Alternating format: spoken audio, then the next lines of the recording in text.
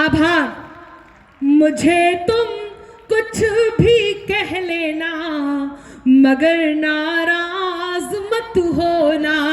जो तुम जाते हो तो सुख के सभी आधार जाते हैं। ये लड़कियां त्याग की मूर्ति होती हैं। ये नारियां, नारी शक्ति यहाँ उपस्थित है। मैं खुद उनका प्रतिनिधित्व कर रही हूँ। लेकिन एक बात मैं लड़कों की तरफ से कहती हूँ। दमदार भाई यहाँ उपस्थित है मेरा, मैं उसको समर्पित करती हूँ। एक लड़कों की तरफ से एक बात कहती हूँ, लड़कियां इस बात से आश्वस्त हो जाएं, नारियां इस बात से आश्वस्त हो जाएं कि उनके प्रियवर उनके लिए ये काम जरूर करते हैं जो मैं कहने जा रही हूं। कितना भी बड़ा आदमी हो, किसी भी क्षेत्र में, किसी भी बड़े स्तर पर कार्यरत हो, लेकिन जब वो प्रेम करता है और सच्चा प्रेम करता है तो वो क्या अपने प्रेम में कहता है, करता है। पंक्तियां निवेदित करती हूं, सुनिएगा। सुने। जो तुम जाते हो तो सुख के सभी आधार जाते हैं। फकत तुम तक हमारी जिंदगी के द्वार जाते हैं। जरूरत ही नहीं उस जीत की जिसमें नहीं हो तुम। काशी वालों, फार्मेसी वालों, चौथी पंक्ति पर हाथ तैयार रखिएगा। मैं बिल्कुल मन की बात कहने जा रही हूं। जो तुम जाते हो तो सुख के सभी आधार जाते हैं। फकत तुम तक हमारी जिंदगी के द्वार जाते हैं। जरूरत ही नहीं उस जीत की जिसमें नहीं हो तुम। जरूरत ही नहीं उस जीत की जिसमें नहीं हो तुम। तुम्हारे साथ की खातिर, हाथ तैयार रहे, तुम्हारे साथ की खातिर चलो हम हार जाते हैं। तुम्हारे आभार, बहुत धन्यवाद। तुम्हारे साथ की खातिर चलो हम हार जाते हैं। और दमदार प्रतीक्षारत है वो बात। रावण महाशिव भक्त होते हुए भी उस सदन में, उस सभा में, सीता जी के स्वयंवर में धनुष नहीं उठा पाते। अपने प्रिय परम पिता शिव जी का धनुष नहीं उठा पाते। सबसे बड़े भक्त होने के बाद भी क्या कारण रहा होगा, मैंने मेरे दृष्टिकोण से देखा। मंच की श्रेष्ठ पंक्तियां मैं आप तक पहुंचा रही हूं और दमदार को आमंत्रण देती हूं, सुनिएगा। दिल में जगह नहीं थी बिल्कुल, हर धड़कन पर लिखे थे। दिल में जगह नहीं थी बिल्कुल, हर धड़कन पर लिखे थे। मन के कोरे कागज पर बस दो ही अक्षर लिखे। मैं बहुत महनीय पंक्तियां पढ़ने जा रही हूँ, आपकी दांत कम ना रहे। मैं कहने का साहस कर रही हूँ क्योंकि मैं ये देख पा रही हूँ कि अमूमन मैं ऐसी पंक्तियों का चुनाव नहीं करती हूँ, लेकिन ये पंक्तियां बहुत भारी हैं, इसलिए मेरा मन है कि आप वैसे सुन ले जैसे मैंने इन्हें लिखा और आप तक पहुंचा रही हूं। कि दिल में जगह नहीं थी बिल्कुल, हर धड़कन पर लिखे थे। मन के कोरे कागज पर बस दो ही अक्षर लिखे थे। रावण से कैसे उठ जाता महाकाल का धनुष भला। रावण से कैसे उठ जाता महाकाल का धनुष भला। अगर सिया के भाग्य में अंबर केवल रघुवर लिखे लिखे थे।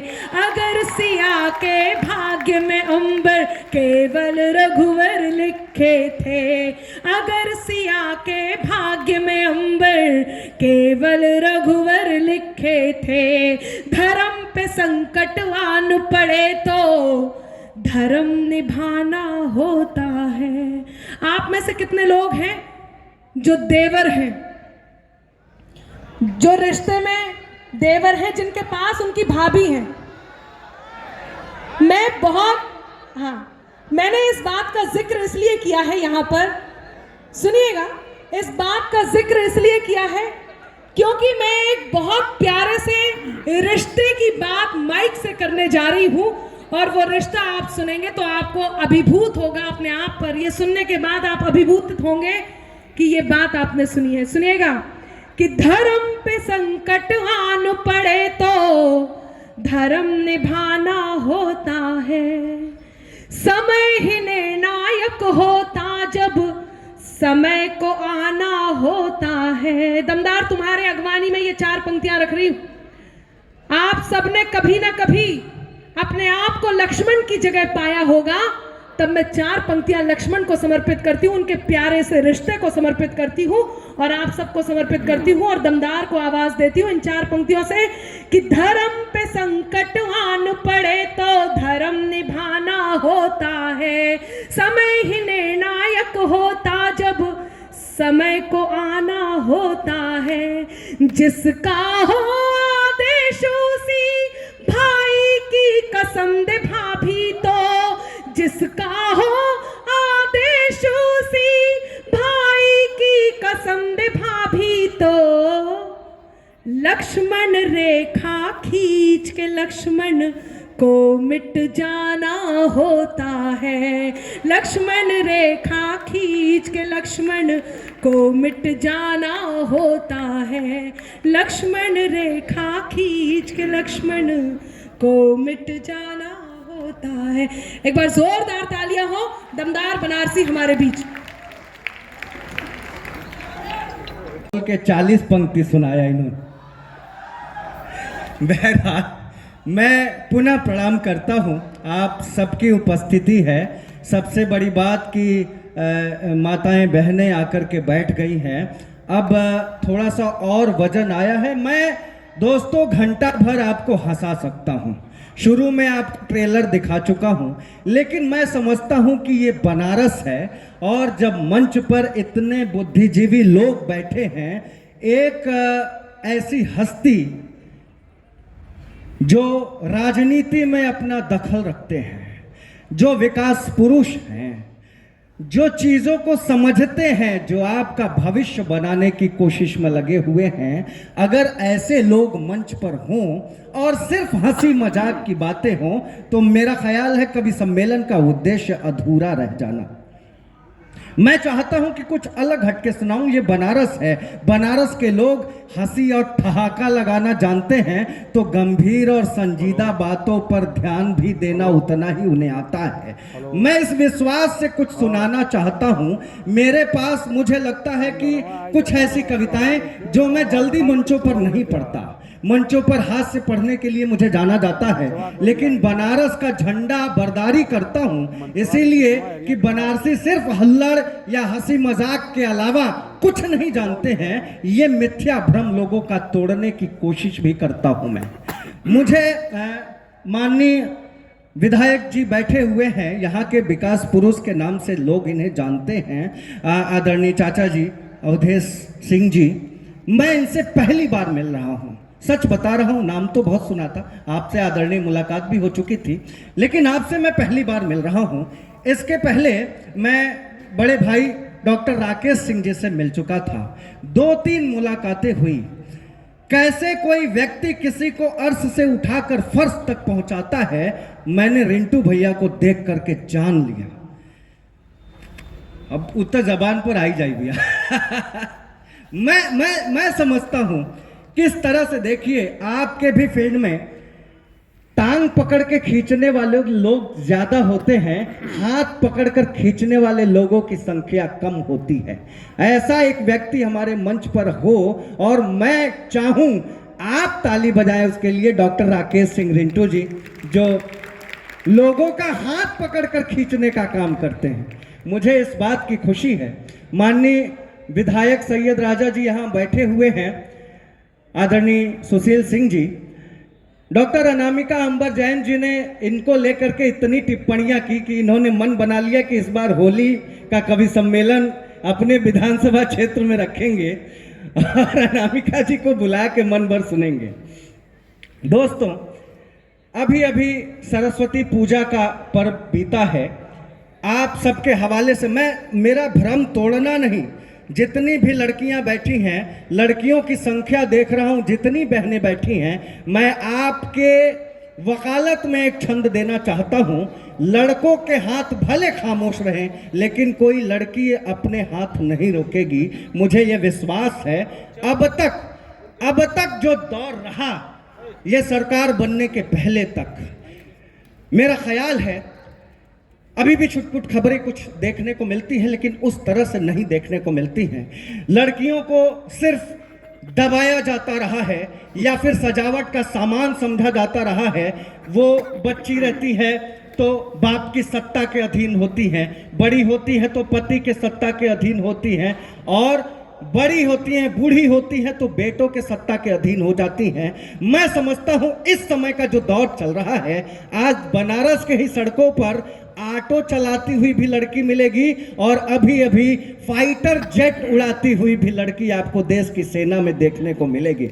मैं एक छंद पढ़ता हूं आपकी वकालत करते हुए, जितने लोग जाना चाहते हैं वो चले जाएं, मैं सिर्फ 5 मिनट लूंगा, इससे ज्यादा समय नहीं लूंगा। और जो जाएंगे वो खाना खा के जाएंगे, खाना की पूरी व्यवस्था कर दी गई है। मैं सिर्फ 5 मिनट आपके साथ हूं, एक छंद पढ़ता हूं, जितनी माताएं बहनें यहां बैठी हुई हैं आपके चरणों में ये रखता हूं। कैसे कह रहे हो नारियों को अबला का रूप, बड़ी बहन डॉक्टर अनामिका अंबर जी की मंच पर उपस्थिति है। कैसे कह रहे हो नारियों को अबला का रूप, शक्ति की स्वरूपा है जवानी बनी नारियां। कैसे कह रहे हो नारियों को अबला का रूप, शक्ति की स्वरूपा है जवानी बनी नारियां। ममता मई है प्रेमा श्रद्धा भक्ति दयावती, त्याग बलिदान की कहानी बनी नारियां। व्यथा है नगर वधुओं के रूप में भी रही, शर्म हया आंखों वाला पानी बनी नारियां। और वक्त आ गया तो तलवार खींच खड़ी हुई वीरांगना झांसी वाली रानी बनी नारियां। वक्त आ गया तो तलवार खींच खड़ी हुई। बहुत बहुत शुक्रिया। मुझे लग रहा है कि आप संजीदा रचना भी सुनने के पूरे मूड में हैं। मैं एक छोटी सी कविता सुना करके अपना स्थान लेता हूं। मुझे लगता है कि देश की आजादी में सबसे बड़ी भूमिका अगर किसी व्यक्ति की रही तो वो नेताजी सुभाष चंद्र बोस थे। नेताजी, औसतन किसी व्यक्ति की आयु 100 वर्ष मान लिया जाए तो नेताजी निश्चित रूप में स्वर्ग में बैठे होंगे। एक रात में ख्वाब देखता हूं, सपने में नेताजी सुभाष चंद्र बोस के दर्शन होते हैं, उनके आंखों में आंसू दिखाई देते हैं। मेरे बार बार पूछने पर भी वो नहीं बताते कि उनके आंखों में आंसू क्यों हैं। तब मैं कोशिश करता हूं छोटी छोटी टुकड़ियों के माध्यम से आपको ये बताऊं कि स्वर्ग में बैठने के बाद भी नेताजी के आंखों में आंसू क्यों हैं। सुनिएगा, एक एक शब्द पे ध्यान दीजिएगा। ताली बजाइए न बजाइए कोई फर्क नहीं पड़ता, तालियों की मोहताज नहीं होती। अगर आप सुन लेंगे तो मैं मानूंगा कि मेरा लिखना सार्थक हुआ। जितने लोग बैठे आप सबके चरणों में ये समर्पित करता हूं। सुनिएगा, गरीबी भूखमरी से क्षुब्ध हो मन दिख जाए, गरीबी भूखमरी से क्षुब्ध हो मन दिख जाए, बेगारी में जो वस्त्रहीन हो तन दिख जाए। जब कोई सामने भाई से भाई लड़ता है, जब कभी आपस में ईर्ष्या द्वेष बढ़ता है, घर में खाने के लिए एक भी दाना न मिले, जब भूखे पेट को 2 वक्त का खाना न मिले, सुनहरे भारत का सपना सियाह होता है। ये बड़ी बात कहने के लिए बड़ा हृदय चाहिए होता है। मेरी एक पारी खत्म हुई, दूसरी पारी के लिए 2-3 घंटे और लगते हैं, लेकिन समय का अभाव है। आप सबको सर्टिफिकेट दिए जाएंगे, आपको उनसे नवाजा जाएगा। मैं इस बात को यही स्थगित करती हूँ और अपने बोली को विराम देती हूँ, और ये बात कह करके विराम देती हूँ कि नजर अनजान भी रखना मगर पहचान भी रखना। ये देश वो देश है जिस पर हमें गर्व होता है। आज मैंने इन पंक्तियों से शुरुआत की थी और इन्हीं पंक्तियों से मैं इस बात को यही खत्म करती हूं कि जो भूमि देवताओं की परम पावन विरासत है, जो भूमि देवताओं की परम पावन विरासत है, जहां सत्यम शिवम और सुंदरम हर क्षण मुहूर्त है, धर्म सत्कर्म संस्कृति सभ्यता कर्तव्य का मंदिर, हमें है गर्व जिस पर वो हमारा देश भारत है, हमें है गर्व जिस पर वो हमारा देश भारत है। तब ये बात कहती हूं और मेरा मन है कि आप सब यहां से सर्टिफाई होकर के जाएं, तब ये बात कह करके अपनी बात को विराम देती हूं। आप सब इसे नसीहत के तौर पर लीजिए कि नजर अनजान भी रखना मगर पहचान भी रखना, नजर अनजान भी रखना मगर पहचान भी रखना, करो मासूम शैतानी तो फिर ईमान भी रखना, और खुले मन से नए रिश्तों का स्वागत भी करो, लेकिन खुले मन से नए रिश्तों का स्वागत भी करो, लेकिन जरूरी है बुजुर्गों का सदा सम्मान भी रखना, जरूरी है बुजुर्गों का सदा सम्मान भी रखना। मैं विराम देती हूं और मेरा मन है कि आगे के लिए आदरणीय ऋतुराज जी मेरे ख्याल से आप सबको सर्टिफिकेट देंगे, समापन करेंगे और लीजिएगा। बहुत बहुत धन्यवाद। बहुत